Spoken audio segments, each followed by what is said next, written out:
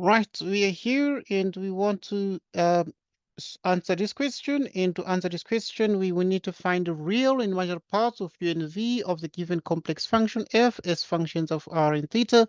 We first look at part A of the questions, and now we have f of z, which is the same as the complex conjugate of z. Okay. In passing, we shall realize that this is the same as every complex number can be written as r e to the I theta, but we know very well that this is the same as r into cosine theta plus I, the trigonometric sine of theta, and we put the complex conjugate on top like so. Okay, now, having written in that manner, we proceed as follows. Right, so this is the same as the complex conjugate is going to introduce a minus, and in the following manner. So this is going to be cosine theta minus I, the sine of theta. And this is the same as what? Is the same as r cosine theta. And you can write, if you like, plus I into minus r, the trigonometric sine of theta. And this means, therefore, u to the r of theta is the same as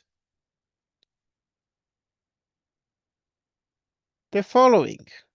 Okay, so let me just push this a little bit to the margin here. So this implies that u r of r and theta is the same as r cosine theta. V of r and theta is the same as minus r geometric sine of theta. Okay. So this is the same as this. Okay, now what is z? Okay, shall go straight to the point here.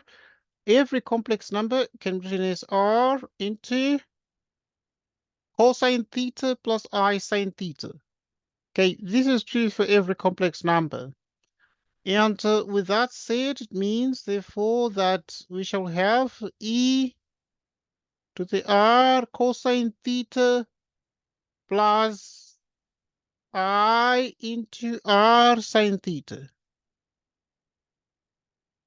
And so this is the same as what? Okay, you can write this as e to the r cosine theta multiplied by e. Okay, you can write like that, or you can write as follows. You can write like so, for instance, if one wishes. You can write as e to the I r sine theta. You can write like that way, or you can put parentheses here, like so. Right, from which we have the following. E to the r cosine theta into, right, so this obviously is one presentation that is familiar. E to the I into anything, a variable, is the same as the cosine of, let me write clearly here, is the same as the cosine of r sine theta plus I into the sine of r sine theta, like this.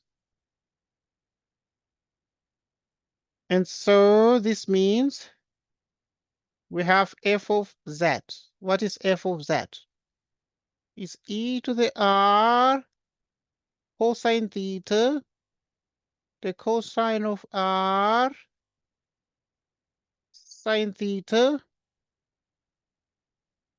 plus I e to the r cosine theta. if you wish, you can put a multiplication here. And then we put here the sine of r sine theta. Okay, this is what we have.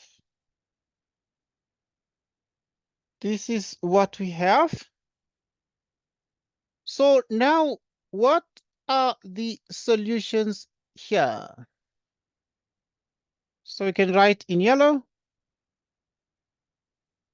and say this implies that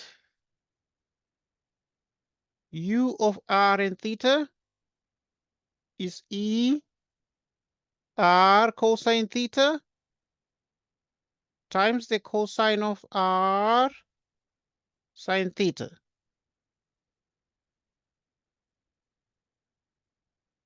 And what is v of r and theta?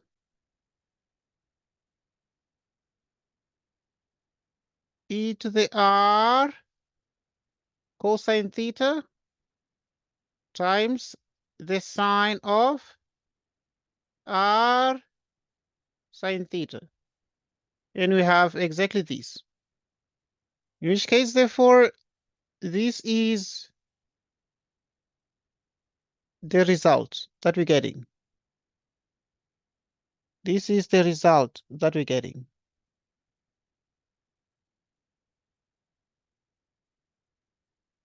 This is the result that we're getting. So this is then equal to e to that. And so this is what we have. You can just write that. So r and theta here. So we have this. So u of r and theta is that one, and also the v is also that one there. Okay. In this case, therefore, we have been able to expand this accordingly in the forms required, and then we are done with solving this particular problem. And thanks everybody. Goodbye to you.